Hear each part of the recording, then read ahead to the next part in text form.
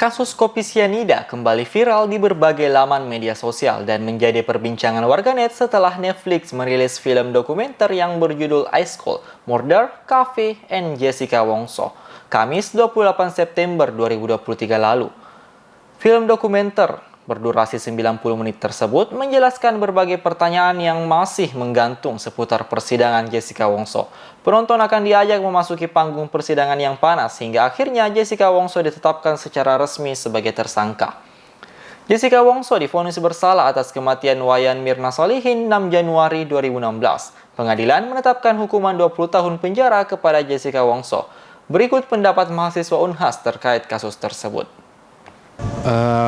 Berdasarkan pendapat saya dan apa yang telah saya dapat di media sosial saat ini bahwa kasus itu kembali mencuat terkait dengan video dokumenter dari Netflix itu sendiri.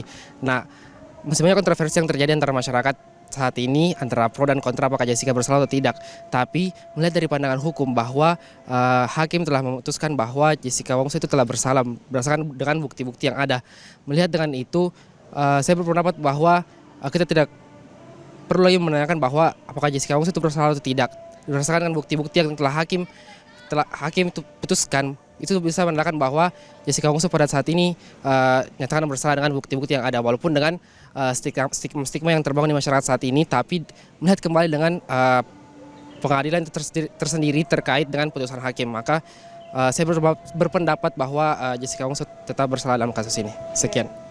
Sebenarnya kalau menurut saya kasus ini memang ada banyak ganjalnya ya, karena dari segi hukum juga tidak banyak transparansi yang diberikan oleh kuasa hukum.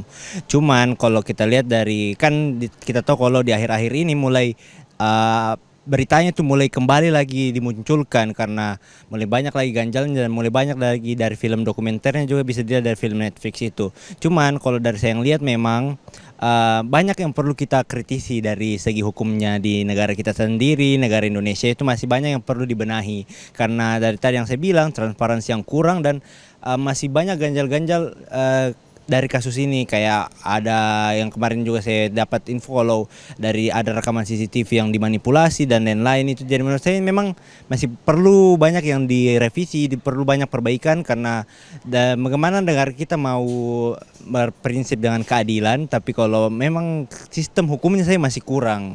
Ini itu saja sih kalau dari saya.